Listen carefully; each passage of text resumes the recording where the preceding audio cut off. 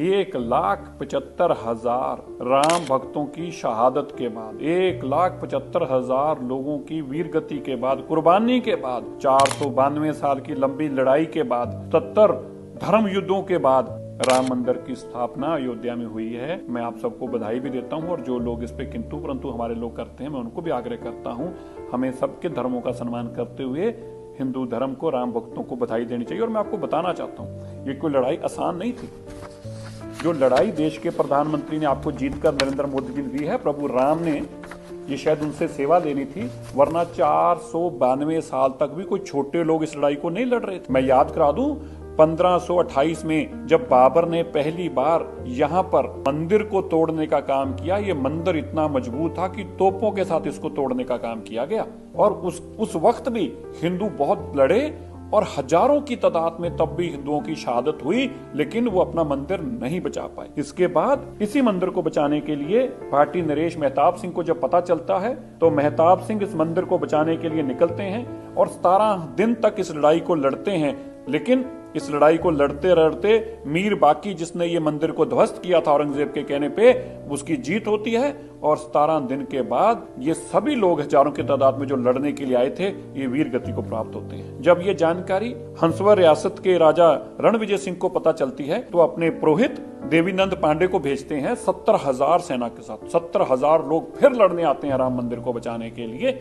लेकिन 70 के 70,000 लोग लड़ते लड़ते लड़ते लड़ते वीर गति को प्राप्त हो गए, मंदिर को नहीं बचा पाए। लेकिन जब राजा रणविजय सिंह को इस बात की जानकारी मिलती है, तो वो फिर खुद राज सिंहासन छोड़कर अपनी धर्मपत्नी रानी को राज देकर 25,000 लोगों की सेना लेकर निकलते हैं, और वह भी कई दिनों तक इस लड़ाई को लड़ते हैं। लेकिन वह भी इस लड़ाई को लड़ते लड़ते 25,000 की सेना के साथ वीर गति को प्राप्त हो गए। इसके बाद जब उनकी रानी को यह बात पता चलती है, तो महारानी जो कि जय कुंवर थी, जय कुंवर रानी भी निकलती है और अपने साथ स्वामी महेश्वरानंद को लेती है, जो उस वक्त के बहुत बड़े स्वामी थे। वो संतों महंतों की, राम सेवकों की बहुत बड़ी टोली इकट्ठी करते हैं और इस लड़ाई को लगातार लड़ते हैं। और इतनी लंबी लड़ाई लड़ी जाती है, महीनों तक ये लड़ाई लड़ी जाती है। राम मंदिर पे वो वापस कब्जा स्थापित करने में कामयाब होते हैं। लेकिन इतने में मुगल सेना इतनी बड़ी तादाद में आती है कि 2 साल तक वो जो कब्जे में बैठे रहे थे, 3 साल तक, लगभग 2 से 2.5 साल तक, रानी को भी वो कब्जा छोड़ना पड़ता है। और लड़ते लड़ते लड़ते वह भी वीर गति को, और उनके साथ स्वामी महेश्वरानंद भी वीर गति को प्राप्त होते हैं। यहाँ पर बात नहीं रुकती, मीर अली की जीत होती है। इसके बाद अकबर का जमाना आ जाता है। अकबर ने बीरबल के कहने पे, और आपने नाम तो सुना है, एक बहुत बड़ा नाम हम सब लोगों को सुनते रहे हैं, टोडरमल जी का। टोडरमल जैन जो बहुत बड़े व्यापारी थे अकबर के समय में भी, उनके कहने पर यहाँ पे एक मंदिर की स्थापना की जाती है कि मस्जिद के साथ एक छोटा मंदिर बना दिया जाए, और ये मंदिर चलता रहता है। और इसके बाद ये मंदिर इसी तरह चलते चलते समा आ जाता है शाहजहां का। शाहजहां भी इस मंदिर को इसी तरह रहने देते हैं और इसकी पूजा होने देते हैं। लेकिन जब औरंगजेब का समय आता है, तो औरंगजेब अपने सिपाहसलार जाबाज खान को मंदिर को नष्ट करने के लिए फिर से भेजते हैं, और अयोध्या में फिर से परशुराम मठ के लोगों के साथ ये लंबी लड़ाई चलती है।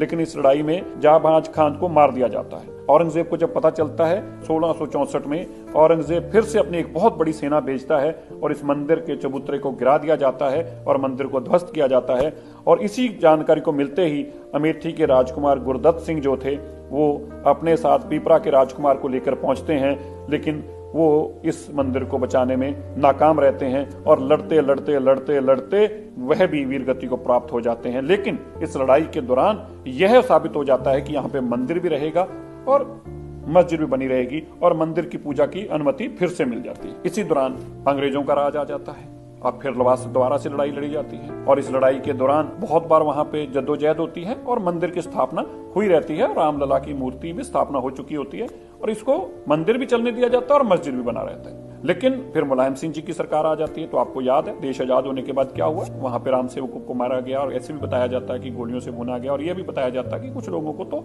हाथ पैर बांधकर सरयू नदी के अंदर फेंक दिया गया था जिंदा। ये सब संघर्ष जो हुआ है, ये 77 बार धर्म युद्ध हुआ है। मैंने आपको बहुत छोटी छोटी 3-4 वाकये बताए हैं। मैं 2.25 लाख वो कह रहा हूं जो आंकड़े इस के अंदर है, और इसके साथ और कितनी लड़ाइयां हुई हैं वो बहुत सारी डॉक्यूमेंटेड है और सुप्रीम कोर्ट में है, और ऐसी किताबों के अंदर जो ब्रिटिशर्स वेले से लेकर औरंगजेब के वक्त से लेकर अकबर के वक्त से लेकर सब कुछ रिकॉर्डेड डेटा है। तो मैं आपको ये बताना चाहता हूं, ये कोई आसान चीज नहीं थी।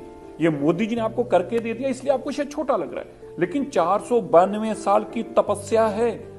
लाखों लोगों की खून और शहादत है वहां पर, और इतनी लड़ाई लड़ने के बाद ये राम मंदिर की स्थापना होती है। मैं सबसे आग्रह करना चाहता हूं, हमें सब लोगों का धर्मों का सम्मान करना चाहिए।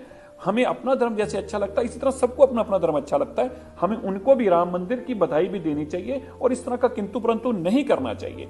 इसलिए ये लड़ाई भी बहुत लंबी थी और इस लड़ाई को लड़ते लड़ते लड़ते ये प्रभु राम की कृपा मोदी जी पर हुई है कि उन्होंने उनको सेवा दी और ये सेवा उनसे ली, और ये 492 साल की लड़ाई, 77 से ज्यादा जो धर्मयुद्ध लड़े गए, 2.25 लाख से लोग ज्यादा मारे गए, और ये तपस्या करते करते करते अंत में जाकर ये प्रभु राम जी का वहां मंदिर बनता है और प्रभु राम जी की प्राण प्रतिष्ठा होती है, जिसके लिए मैं आप सबको बधाई देता हूं। और जरूर इस वीडियो को आगे भी शेयर कीजिएगा।